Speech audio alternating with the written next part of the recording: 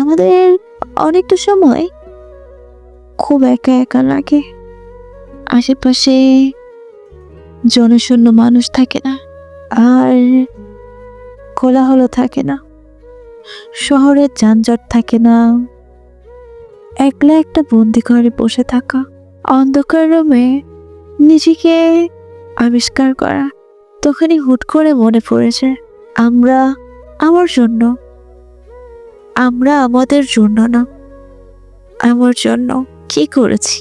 কিছুই করতে পারিনি। হুট করে মনে হয়ে যায় আমি হয়তো ব্যর্থ, প্রত্যেকটা কাজে ব্যর্থ। আমাদের সফলতা কোথায়, আমাদের সফলতা কোথায় আজও বলতে পারি না। জীবনে সঠিক মানুষ খুঁজতে খুঁজতে সঠিক মানুষটাকে আর পাওয়া হয় না। আমরা কি করে বুঝবো যে মানুষটাকে আমরা চাই সে মানুষটা আসলে আমার কিনা, আসলে আমার জন্য সঠিক কিনা? হুট করে ভুল পথে পা বাড়াই আর হঠাৎই ঠকে যাই। আর তখন নিজের উপর ভীষণ রাগ হয়, অভিমান হয় যে আর কাউকে ভালোবাসবো না, আর কারো হব না। কিন্তু একটা জিনিস কি ভেবে দেখেছেন, জীবন কারোর জন্য থেমে থাকে না। একটা সময় পরে আপনি দেখবেন সে ঠিকই তার মতো ভালো আছে, তার মতো করে জীবন সাজাচ্ছে। আর একদিকে আপনি, আমি ওই একটা মানুষের জন্যই জীবন শেষ করে দিচ্ছি, একদম এলোমেলো করে দিচ্ছি। মনে হচ্ছে ওই যে একটা শিশু যেমন তার যত্ন নিতে পারে না, অন্যজনের সে যত্ন নিয়ে দেয়, ঠিক সেরকম মনে হয় যে এই সময়টাতে একটা মানুষ দরকার আমার, যে আমাকে যত্নে রাখতে পারবে।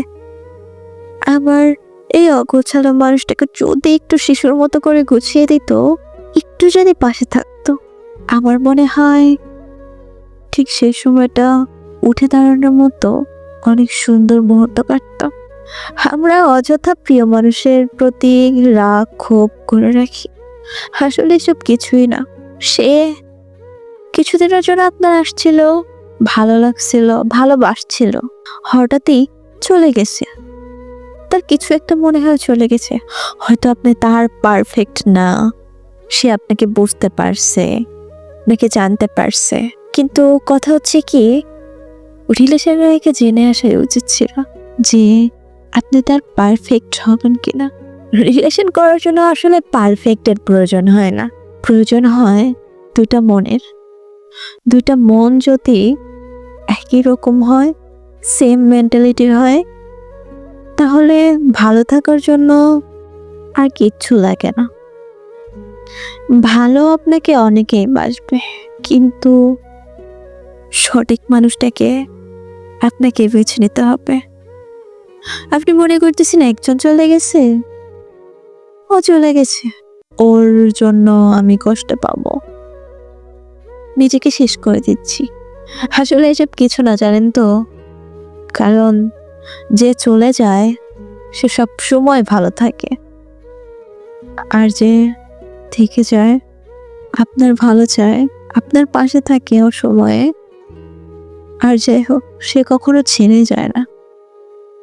আর আরেকটা কথা হচ্ছে, যে ছেড়ে যায় সে কখনোই আপনার ছিল না। ওই যে বলে না যে move on, move on. Move on বলতে কিচ্ছু না ভাই, একটা প্রেম বিচ্ছেদ হয়েছে, মুভ অন করতে হবে। আসলে মুভ অন বলতে আমাদের প্রতিনিয়তই মুভ অন হচ্ছে। কেমন জানেন, যে মানুষটা চলে গেছে তার জন্য তো আমার জীবন থেমে থাকবে না। আমি তার জন্য জীবন থমকে দিয়ে নিজের জীবনটা শেষ করে দিতে পারবো না ভাই। কারণ জন্ম মৃত্যু বিয়ে একজনের হাতেই। অযথা নিজের জীবন নিজে কেন নষ্ট করব? আমি মনে করি আমাদের লাইফে প্রত্যেকটা মুহূর্ত মুভ অন। কারণ আমাদেরকে গোছাতে হবে, অন্য কেউ এসে গুছিয়ে দিবে না। যে ভেঙে দিয়ে যাবে আপনাকে, সে চলেই যাবে, আপনার দিকে পিছু ফিরে তাকাবে না। So life is very interesting, লাইফটা এনজয় করতে থাকুন। Best of luck. আমি জুই। শুনতে থাকুন আমার ভয়েস। কেমন লাগছে অবশ্যই জানাবেন। ধন্যবাদ।